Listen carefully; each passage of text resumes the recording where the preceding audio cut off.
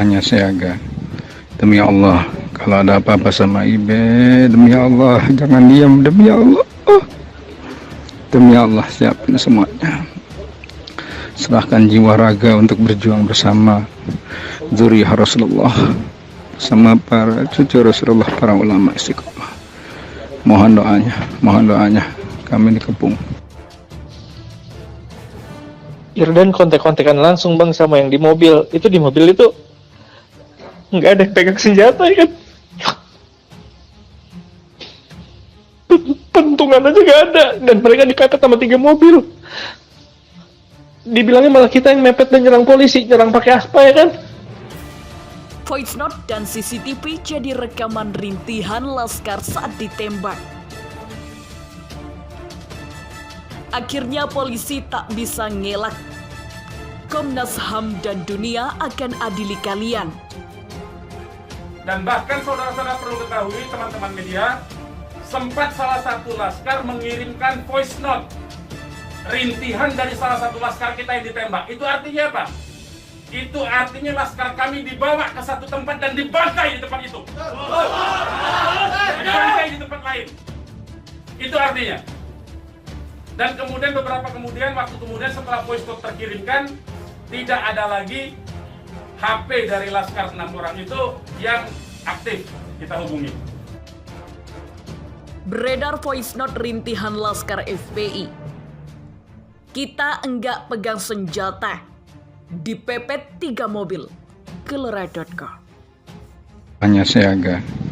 Demi Allah, kalau ada apa-apa sama Ibe, demi Allah, jangan diam, demi Allah. Demi Allah, siapin semuanya. Serahkan jiwa raga untuk berjuang bersama zuriyah Rasulullah, sama para cucu Rasulullah, para ulama istiqomah. Mohon doanya, kami dikepung. Irdan kontek-kontekan langsung bang sama yang di mobil. Itu di mobil itu nggak ada yang pegang senjata ya kan? Pentungan aja nggak ada. Dan mereka dipepet sama 3 mobil. Dibilangnya malah kita yang mepet dan nyerang polisi, nyerang pakai aspa ya kan? Karena kita mendengar ada voice note yang tertembak kan, rintihan dari salah satu korban yang ditembak, masih sempat didengarkan oleh laskar yang tetap mengawal, ya. Dan kita belum mengetahui itu sampai hari ini, bahkan sampai detik ini kita belum mendapatkan akses terhadap jenazah. Saya kira di sini bisa diselidiki, bisa terjadi abuse of power, kesewenang-wenangan melebihi dari apa yang dilakukan. Karena senjata itu ada aturannya, bagaimana menembak dan seterusnya. Jadi itu perlu jadi catatan juga. Jadi upaya hukum apa? Upaya hukumnya adalah dalam hal ini disebut secara hak asasi manusia, instrumen hak asasi manusia, ini disebut dengan extrajudicial killing. Ini pelanggaran berat hak asasi manusia. Mereka yang melakukan proses pembunuhan extrajudicial killing ini, pembunuhan di luar proses hukum ini mestinya diadili oleh pengadilan HAM. Ya, mestinya instrumen yang bergerak adalah Komnas HAM ini. Ya, Komnas HAM. Ya, kita minta Komnas HAM secara terbuka untuk melakukan penyelidikan karena ini jelas-jelas by intention ini, ya.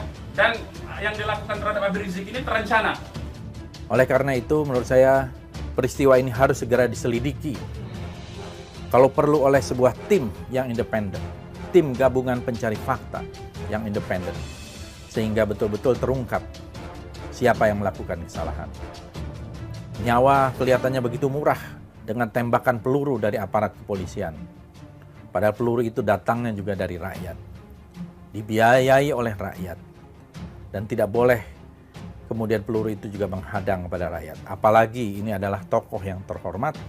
Satu laskar inilah kemudian yang voice note-nya sampai ke tim yang lain, ke mobil yang satunya. Mobil yang satunya segera katakanlah menyelamatkan diri begitu. Karena ini ada tembakan, itu bukti ya, yaitu akan berupaya melaporkan ini ke Komnas HAM. Karena ini kita sebut pelanggaran HAM berat ya. Ini pelanggaran HAM saya katakan. Ini pelanggaran HAM sekali lagi ya. Tidak boleh lepas dari jerat hukum ini. Tidak boleh karena kekuasaan lepas dari jerat hukum. Tidak boleh. supaya kasus ini dibentuk tim independen, saya setuju. Dan tim independen itu tentu saja menurut saya harus dipimpin oleh Komnas HAM, karena kewenangan itu ada di Komnas HAM ya.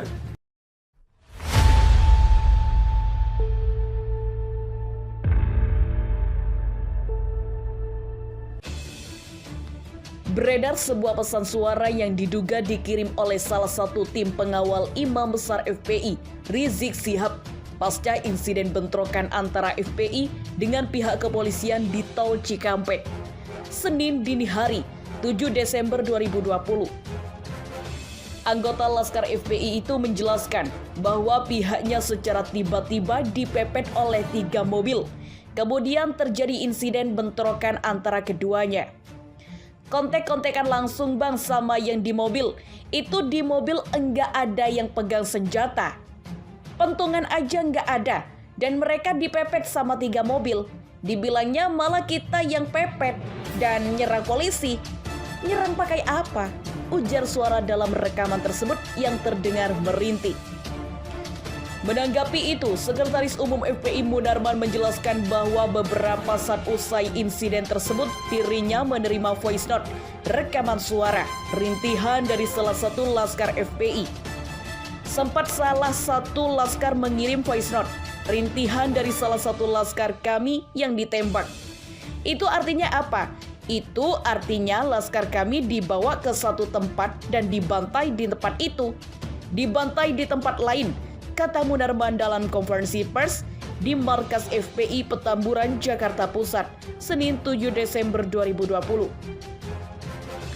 Beberapa saat kemudian usai voice note terkiri, tidak ada lagi handphone dari ke-6 laskar yang aktif hingga saat ini.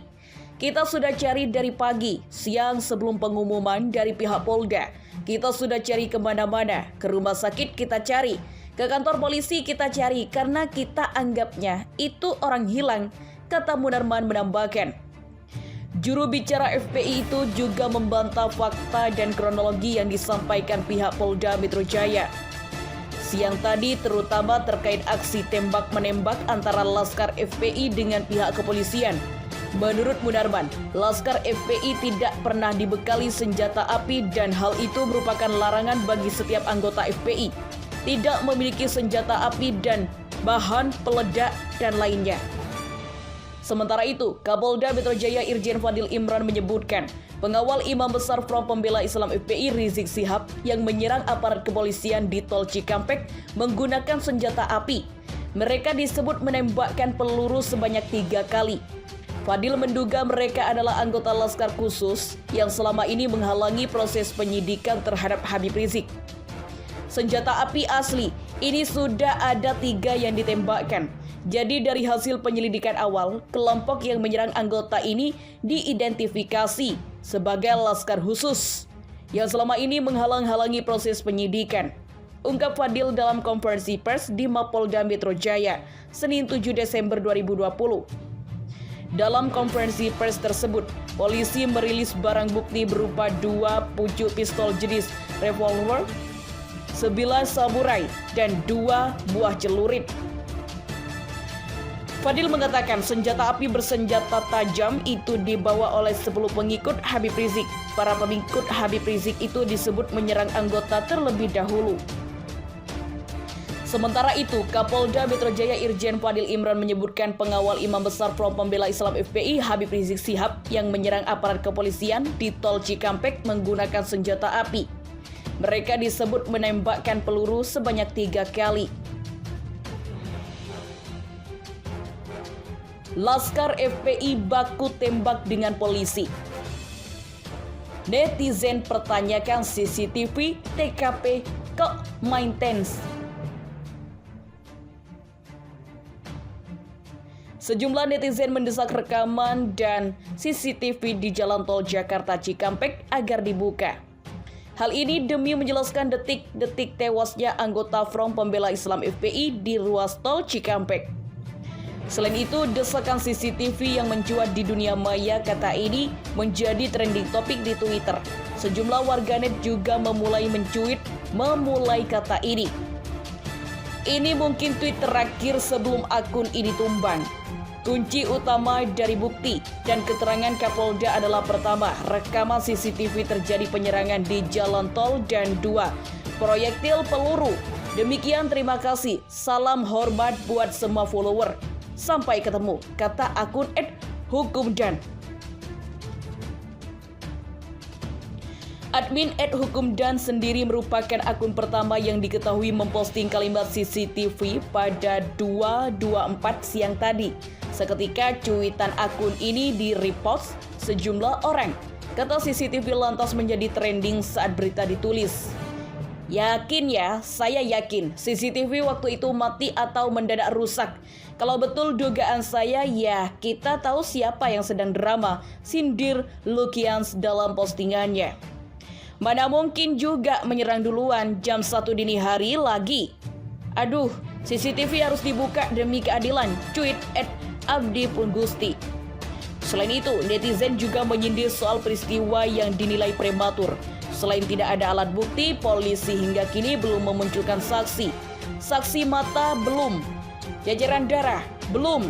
6 mayat bergelimpangan belum. CCTV jalan tol belum. Rumah sakit Bayangkara masih sepi. Tweet @lamlil76702366. Selain itu, akun @budiwidakdo mengunggah tayangan layar yang menunjukkan CCTV tempat kejadian sedang maintenance. Kebetulan atau sengaja, ungkapnya. Komisi 3 DPR fraksi Gerindra dorong Komnas HAM investigasi penembakan FPI. Dorongan untuk membentuk tim investigasi independen disuarakan Komisi 3 DPR RI fraksi Gerindra terkait insiden penembakan di Tol Cikampek antara pihak kepolisian dan Laskar FPI. Menurut anggota Komisi 3 DPR F Gerindra, Habibur Rahman, tim investigasi perlu dibentuk Komisi Nasional Hak Asasi Manusia Komnas HAM untuk mengusut penembakan yang mengakibatkan 6 Laskar FPI tewas. Kami meminta dibentuk tim investigasi khusus yang independen terkait kasus penembakan di Cikampek. Investigasi khusus ini harus melibatkan Komnas HAM dan tidak ada intervensi dari pihak manapun, ujar Habibur Rahman dalam keterangan tertulisnya Senin 7 Desember. Habibur Rahman menambahkan, pembentukan tim investigasi Komnas HAM ini menjadi penting untuk menghindarkan tindakan saling menghakimi antara FPI maupun sebaliknya, baik kepada kepolisian maupun kepada Habib Rizik dan FPI serta pengikutnya. Kita berharap proses hukum bisa berjalan dengan adil dan transparan, tuturnya. Lebih lanjut, juru bicara DPP Partai Gerindra ini juga meminta agar masyarakat memberikan masukan informasi apapun kepada Komisi 3 DPR RI. Sebagai anggota Komisi 3, kami membuka diri atas masukan informasi dari masyarakat terkait kasus ini. Insya Allah kami akan mengawal mengusut kasus ini agar berjalan sesuai dengan koridor hukum yang berlaku, kata Habibur Rahman. Habibur Rahman juga menyebut Komisi 3 DPR RI akan memanggil Kapolri dalam rapat Komisi 3 nantinya. Kami akan usulkan begitu, memanggil Kapolri, tandasnya.